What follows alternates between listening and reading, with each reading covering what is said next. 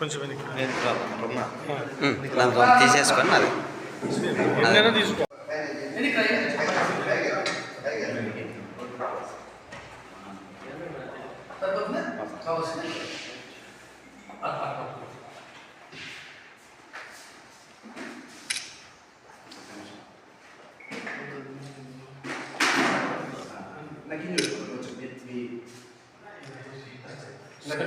సరిపోయింది.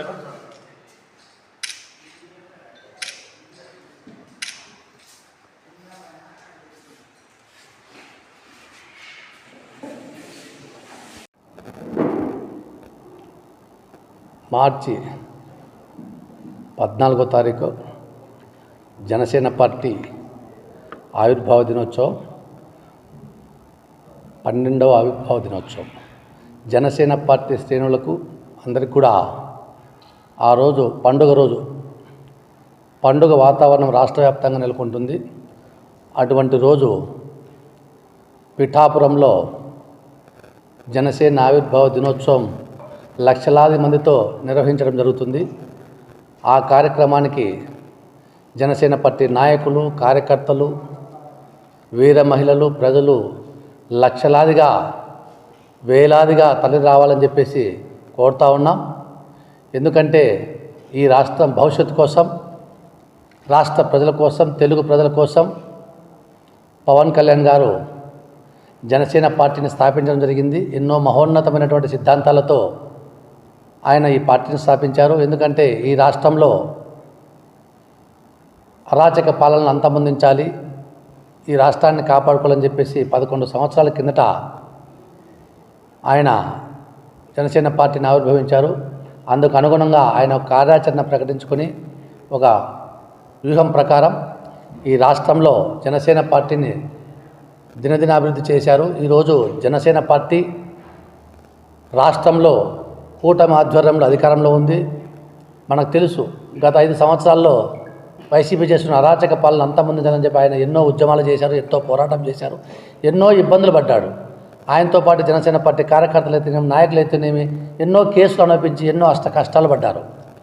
ఆయన అన్నింటినీ జయించుకొని దుష్ట వైసీపీ పాలనను అంతమొందించి అధికారంలోకి వచ్చిన తర్వాత మొట్టమొదటి ఆవిర్భావ సభ, ఇటువంటి ఆవిర్భావ సభను విజయవంతం చేసుకోవాల్సిన బాధ్యత జనసేన పార్టీ శ్రేణుల మీద ఉంది. కాబట్టి తప్పకుండా లక్షలాదిగా తరలి వస్తారని చెప్పేసి తెలియజేస్తూ ఉన్నాం.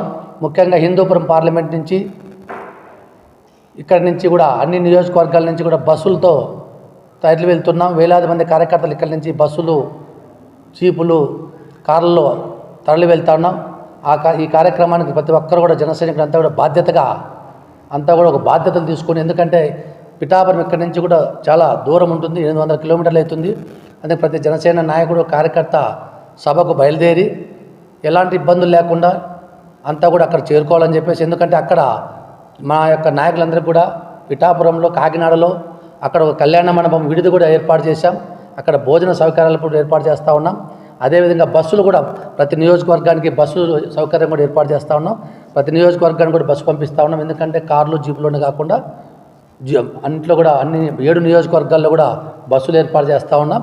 కాబట్టి కార్యకర్తలు ఎలాంటి ఇబ్బంది లేకుండా బస్సుల్లో ప్రశాంతంగా రావచ్చు. ఎందుకంటే అక్కడ కూడా ఇబ్బందులు ఉండకూడదు కార్యకర్తలకు అని చెప్పేసి అందరికి కూడా ఒక కళ్యాణ మండపం, కాపు కళ్యాణ మండపం హిందూపురం పార్లమెంట్ నియోజకవర్గానికి సంబంధించినటువంటి నాయకులకు, కార్యకర్తలందరూ కూడా కాపు కళ్యాణ మండపం కాకినాడలో ఏర్పాటు చేయడం జరిగింది. ఆ యొక్క కళ్యాణ మండపం లొకేషన్ కూడా అందరికీ మేము పంపిస్తాం.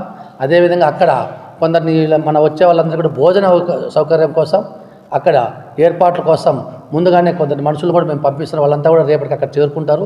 వారి యొక్క నెంబర్లను కూడా మీకు అందరూ కూడా కార్యకర్తలందరికీ కూడా అందుబాటులో తెస్తాం. తప్పకుండా లొకేషన్ కూడా పంపిస్తాం. కాబట్టి ప్రతి కార్యకర్త ఆ యొక్క కాపు కళ్యాణ మండపంలోకి చేరుకొని అక్కడి నుంచి పిఠాపురం సభకు రావాలని చెప్పేసి అందరూ కూడా హిందూపురం పార్లమెంటు జనసేన పార్టీ నాయకులకు, కార్యకర్తలను కూడా తెలియజేస్తూ ఉన్నాం. అదేవిధంగా ఈ కార్యక్రమాన్ని దిగ్విజయం చేయాలని చెప్పేసి రాష్ట్ర ప్రజలందరినీ కూడా కోరుకుంటా ఉన్నాం. 2014 మార్చి 14వ తేదీన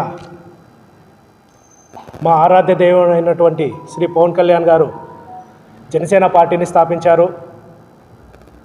ఈ మార్చి 14 నాటికి 11 సంవత్సరాలు పూర్తి చేసుకొని 12వ సంవత్సరంలోకి అడుగుపెట్టబోతుంది. ఇందుకోసం పిఠాపురంలో భారీ ఎత్తున బహిరంగ సభ ఏర్పాటు చేశారు. అధికారంలోకి వచ్చిన తర్వాత మొదటిసారి జరుగుతున్న సభ కాబట్టి లక్షలాదిగా జనసేన కార్యకర్తలు, జన సైనికులు, వీర మహిళలు తరలివచ్చి ఈ బహిరంగ సభను జయప్రదం చేయవలసిందిగా ప్రతి ఒక్క నాయకుడిని, కార్యకర్తని హిందూపురం పార్లమెంట్ తరపున కోరుతున్నాం. ఎన్నో కష్ట నష్టాలు ఎదుర్కొని, అనేక అవమానాలు ఎదుర్కొని పవన్ కళ్యాణ్ గారు పార్టీని ఈరోజు ఈ స్థాయిలో నిలపడం జరిగింది.